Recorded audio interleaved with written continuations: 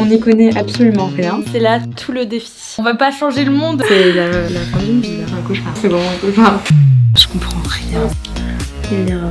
J'adore. Non, mais c'est tellement beau. Nous, on vise une première collection printemps-été 2022. C'est pas un... Waouh. On a hâte de voir. Ça, Bref, on part en Inde. J'ai envie de pleurer. Trop bien comme projet en tout cas, bravo les filles. Vous y allez pas? moi c'est le vote, c'est avec toi, pas avec quelqu'un. Bah oui, si le bateau coule, on coule ensemble. Donc on y va là. C'est vendu à la crème. Ouais.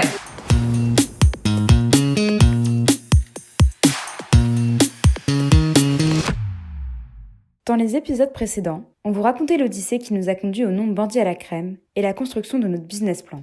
L'étape 3, c'était de faire exister cette entreprise juridiquement. Nos connaissances en droit se limitaient clairement à quelques cours suivis d'une oreille en amphi, donc autant vous dire qu'on partait de zéro. Très vite, on se rend compte qu'il existe plusieurs solutions sur internet pour déposer des statuts rapidement et à moindre coût. On appelle alors une ancienne collègue de Juliette, qui travaille aujourd'hui chez Legal Start, une de ces solutions en ligne. On s'est dit que la première étape en quelque sorte, c'était de déposer les statuts. C'est assez rapide, tu peux créer ta boîte en 2 semaines, tu vois. On a écouté des vidéos qui nous disent Legal Start c'est très bien, mais si vous avez déjà un petit peu des notions juridiques, donc on s'est dit ah bah nous pas du tout, donc ça veut dire que c'est pas fait pour ça. On va te permettre de créer ta boîte en ligne. Ouais. Donc c'est un modèle. Tu peux aussi passer par un avocat.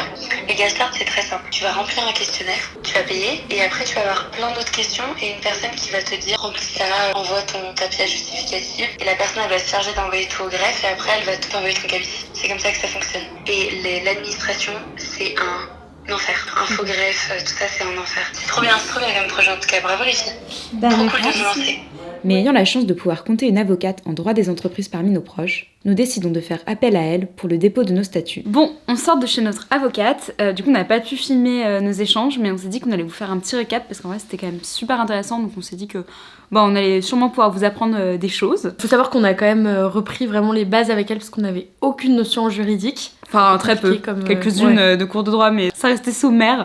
Du coup elle nous a un peu réexpliqué ce que c'était qu'une société, donc en fait une société c'est vraiment une nouvelle personne qu'on va créer et qui va être aussi titulaire de droits et d'obligations, comme nous au final. Elle nous a posé la question aussi de à combien est-ce qu'on souhaitait être associé. L'idéal c'est pas de s'associer à 50-50 Parce que c'est vrai qu'en cas de conflit, ce qui peut arriver, personne ne va peut prendre de trancher, quoi. décision. Voilà. Donc on a décidé de s'associer à 51-49. Moi j'aurais 51 et Juliette 49. Pourquoi ça? Parce que on s'est donné 2 ans pour se rémunérer et si dans 2 ans on peut pas se rémunérer, moi malheureusement à part m'exiler dans la Creuse, je serais obligée de quitter la société. C'est un peu compliqué de vivre à Paris sans salaire. Elle nous a aussi donné un conseil en tant que start-upper. En vrai, c'est hyper important de réussir à garder le contrôle de sa société et donc pas distribuer du capital en veux-tu en voilà à toutes les personnes qui vont nous aider, quoi. Donc bien garder son capital. Elle nous a aussi expliqué qu'est-ce que contiennent les statuts. Donc déjà, on met le montant qu'on apporte initialement. Donc nous, on apporte chacune 30 000 €. On a emprunté de l'argent en emprunt étudiant tant qu'on était encore étudiante l'année dernière. Ça va déterminer aussi le nombre d'actions que ça nous donne, sachant que du coup, au capital, vraiment, on a mis 5 000 €. C'est important de pas mettre trop dans le capital parce que c'est de l'argent qu'on ne récupère pas, mais en même temps, ça contribue à notre crédibilité. Donc il faut pas mettre une trop petite somme pour pas avoir l'air trop petit. Dans les sociétés aussi, il faut déterminer un organe de représentation de la société. Donc à savoir qui est président, qui est directeur général, etc. Donc on s'est dit que ce serait Domiti, la présidente, et moi, directrice générale, mais qu'on aurait exactement les mêmes pouvoirs toutes les deux. Et donc un peu la dernière petite chose qu'elle nous a conseillé, c'est vrai que créer une entreprise ensemble, faire des statuts, c'est un peu comme un mariage. Voilà. Et du coup, il faut un Premier peu contrat de mariage. Il faut un peu discuter de tous les sujets qui fâchent avant de se marier. Elle nous invite à vraiment nous poser les questions de qu'est-ce qu'on veut faire de cette société sur le long terme, comment ça va se passer s'il y en a une qui veut quitter le projet avant l'autre, etc. On va aller réfléchir à tout ça. Et puis on vous emmène avec nous. La rédaction des statuts n'était plus entre nos mains, mais nous devions quand même réfléchir à un pacte d'actionnaires. En gros, c'est notre contrat de mariage. Il va définir les règles relatives aux relations entre actionnaires, mais surtout organiser les conditions de sortie si l'une d'entre nous venait à quitter le projet. La question de l'association à 49-51 continue également de soulever des interrogations.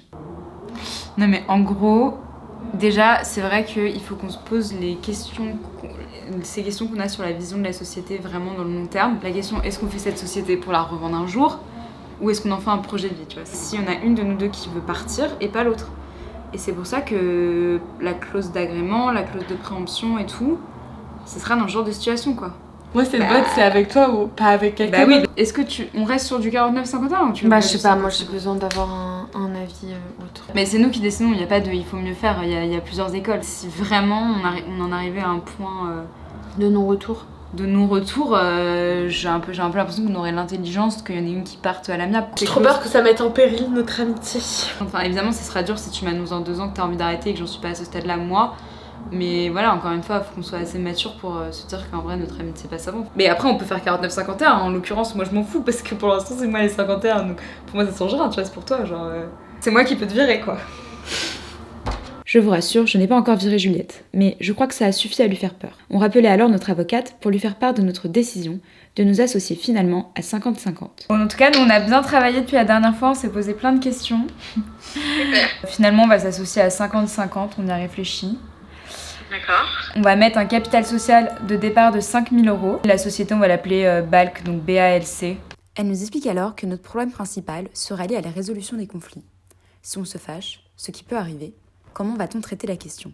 Enfin, le truc de 51-49 dont on a parlé avec Domiti, on s'est dit, ça veut dire que c'est toujours Domiti qui a le dernier mot sur tout. Alors qu'on met quand même toutes les deux autant notre énergie dans le projet, etc. En effet, dans le cas d'une association à 51-49, c'est la personne qui possède 51% des parts qui détiendra l'entreprise à la fin, en cas de conflit. On dit que cette situation est préférable, mais elle n'est pas préférable pour tous les associés. Celui qui a 49 est désavantagé. En revanche, on voit l'intérêt de la société en premier. C'est en ça que cette situation est préférable, car on ne peut pas éliminer le conflit d'associés.